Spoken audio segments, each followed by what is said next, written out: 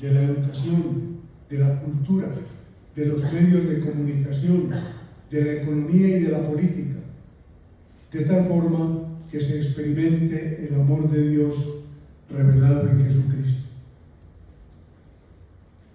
La esperanza marca desde el principio todo el proyecto de Dios que nos revela la Sagrada Escritura. Tratemos de ver en una primera parte de esta reflexión el camino de la esperanza en el plan de Dios en 3 momentos. Comencemos con Abraham. Vive apoyado en una promesa de Dios que se opone a la realidad objetiva. No eran posibles para él ni la tierra ni el hijo prometidos. Abraham superó la contradicción entre la promesa y la realidad en la esperanza. Lo dice San Pablo. Él creyó esperando contra toda esperanza. Creyó en un Dios que da vida a los muertos y llama a las cosas que no son para que sean. La reflexión de Pablo tiene presente la resurrección de Cristo. Dios superó la esterilidad de Sara y la ancianidad de Abraham, como superó la muerte de su Hijo Jesús. Esta esperanza en un Dios que llama a la existencia lo que no existe no puede confundirse con un fácil optimismo basado en la evolución positiva de las situaciones, sino como una esperanza que se conjuga en forma de desafío con la situación actual. Es una esperanza a pesar de todo. La esperanza está bajo el signo de la contradicción, se vincula al milagro, pero esta confianza en la promesa y en el poder de Dios no puede interpretarse como indolencia. Abraham se ha puesto en camino hacia una tierra que pertenecía a los cananeos. Confiar en la promesa significa salir de la situación en que estamos y caminar hacia lo prometido. Es un proceso de desarraigo. La esperanza de Abraham es esperanza de nómada, de peregrino, de quien pierde lo que posee sin tener todavía lo que le fue prometido. Es la esperanza de los pobres que caminan fundados solo en la palabra promisoria de Dios. En la carta a los Hebreos se habla de los creyentes como aquellos que no tienen aquí ciudad permanente, pero están buscando la ciudad futura.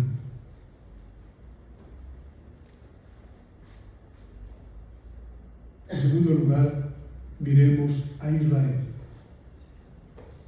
En el 586 a.C., Nabucodonosor, rey de Babilonia, conquista a Jerusalén y la arrasa. Muchos habitantes del reino de Judá son deportados a Babilonia.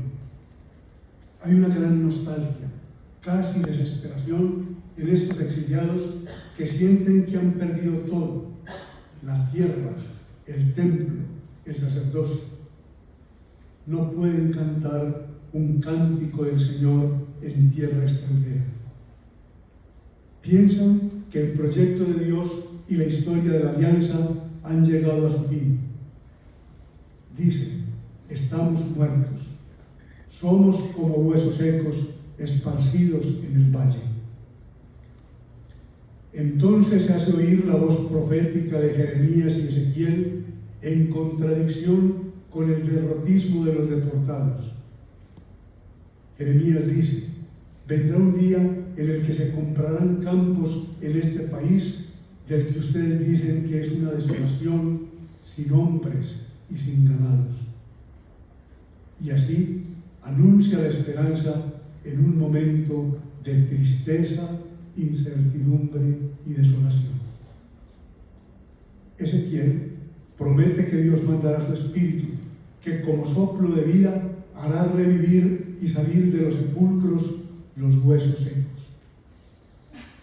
Esta esperanza es esperanza contra todo motivo de desesperación. Es la esperanza de resurrección de un pueblo. Mientras la esperanza de Abraham, si bien prototipo de todos, es la historia de un creyente, la palabra de Jeremías y Ezequiel presenta una esperanza comunitaria. Es una esperanza fundada sea en la palabra de Dios que ilumina, sea en el Espíritu de Dios que es principio creador. La esperanza presentada por los profetas no equivale a un programa para el futuro, sino que surge en un campo de lucha entre las fuerzas de la resignación y las fuerzas vivificantes del Espíritu. Esperanza es sinónimo de dinamismo, de creación, de movimiento. Es una flecha que señala un campo de batalla. La esperanza se juega en la lucha. No es esperar que llueva maná del cielo, es la vida de los luchadores que se apoyan en la fuerza de la palabra. La palabra y el Espíritu en la Biblia son siempre fuerzas creadoras que en los momentos de desilusión relanzan la esperanza que promete en nombre de Dios la creación de algo nuevo. La esperanza asume así el rostro de la disponibilidad a la acción del Espíritu que se nos ha dado. En tercer lugar, consideremos la esperanza en Jesús. Un dato cierto es que Jesús ha centrado su misión profética en el anuncio inminente del reino de Dios. Reino de Dios es una expresión peculiar de la tradición judaica para definir no un territorio donde Dios reina, sino la acción misma de Dios que salva. La monarquía de Israel no satisface las aspiraciones de los pobres. Por eso ellos proyectan su esperanza en el reino de Dios. Jesús se apoya en esta expectativa y anuncia la llegada inminente del reino. Ahora Dios toca a la puerta de la historia para hacer justicia. Pero Jesús no solo anuncia, sino que abre la puerta a través de la cual Dios entra como Padre. La palabra con la que abre el camino de las bienaventuranzas, la curación de los enfermos y afligidos por el mal, la fundación de una comunidad al servicio de esta causa y especialmente su Pascua, hacen que el reino de Dios, es decir, la paternidad de Dios en acción, comience a hacerse presente. A pesar de los obstáculos, como aparece en las parábolas del sembrador, de la cizaña y del grano de mostaza, la acción de Dios no fracasará. La esperanza de Jesús es activa, está puesta en Dios. La esperanza está finalizada a su plena realización escatológica y se hace creíble porque se logra anticipar, así sea parcialmente, esa plenitud final. Por tanto, es necesario hacer germinar en la historia los signos del reino. En su propia vida, Jesús se vio como el siervo de Dios que a través de una muerte ignominiosa rescata al pueblo y recibe la glorificación de Dios. Jesús aceptó la muerte en la esperanza de que Dios haría justicia. Se confió en las manos de Dios. Llegó a la cruz por su esperanza en Dios. La esperanza cristiana es la esperanza de los crucificados. Es una esperanza en la impotencia. Pero la esperanza a la sombra de la cruz no es la esperanza del que abandona sus obligaciones, de quien se resigna frente a la realidad. La cruz, al contrario, significa lucha. Es vida que resurge del combate. Es la muerte de los sueños de omnipotencia del hombre y el nacimiento de la filiación divina. La esperanza de Jesús es la esperanza en un Dios que no se ahorra la muerte de sus hijos, pero que los resucita. Delante de las crisis y avatares de la historia, podemos decir que la lucha no es inútil. La vida que se crea en la historia, después de lo que Dios ha hecho con su Hijo, es siempre resurrección. Es una vida a alto precio, que nace de los dolores de un parto. Los dolores del camino son dolores, pero producen vida. La vida surge de dar la vida. Entregarse produce semillas de resurrección. El hombre, consciente de tener a Dios a su lado, lucha, y Dios lucha con él. En una comunidad cristiana, las esperanzas fáciles tienen que cederle el lugar a la esperanza que se fragua a la sombra de la cruz. El Cristo resucitado lleva los signos del crucificado y sigue luchando con los suyos hasta el final. En una Pascua, en un paso de la cruz a la resurrección. Por eso no podemos vivir, según el decir de Pablo, como hombres sin esperanza. Detengámonos ahora, en una segunda parte de esta reflexión, en algunas orientaciones y aplicaciones prácticas que nos sirvan de horizonte y de estímulo en este Congreso. 1. La esperanza es una experiencia profundamente humana. La esperanza pertenece al grupo de las vivencias fundamentales que llegan al fondo de la existencia, movilizando los resortes de la vida y suscitando las cuestiones del sentido. El problema de la esperanza coincide con el problema de la existencia. Es uno de sus aspectos radicales.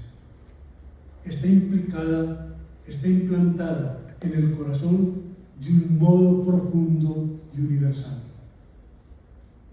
Así se comprende la afirmación de Landesberg: somos esperanza. La persona puede vivir sin muchas cosas, pero no puede vivir sin esperanza. Nuestra evangelización debe responder sin falta a esta necesidad. 2. En la cultura actual hay necesidad de esperanza. Donde no hay esperanza hay cansancio, vacío, tristeza, desasosiego interior y exterior, incapacidad de decisión, ansiedad por fórmulas mágicas y por la diversión. Hay incluso deseos de suicidio. En una palabra, falta de alma. Antes se consideraba la esperanza como algo propio del ámbito religioso. Hoy lo ha desbordado, pasando a convertirse en preocupación general. La amplia reflexión teológica que empieza con Jürgen Moltmann se debe en buena parte al impulso que llega desde la filosofía con el principio esperanza de Ernest Bloch. Así se ha dicho que la esperanza se ha secularizado. Sin embargo, no es preciso. La verdad es que desde la religión se ha universalizado. Se ha tomado conciencia de un misterio que, como interrogante último y radical, afecta a lo humano como tal y se traduce de modo práctico en la pregunta: ¿podemos ser felices? 3. La esperanza no puede ser una actitud pasiva. Debe convertirse en movimiento, en tarea, en función que pone en juego la vida misma. Dada la situación de un mundo marcado por la injusticia, el egoísmo, la mentira, la codicia y la violencia, que ponen en cuestión la misma racionalidad humana, es evidente que la reflexión sobre la esperanza debe ser una preocupación fundamental para la teología y la pastoral de hoy. desde la esperanza más elemental sobre la seguridad alimentaria de los pobres, pasando por la suerte del país, hasta la más trascendental de alcanzar la vida eterna. 4. La esperanza cristiana tiene un carácter transformador.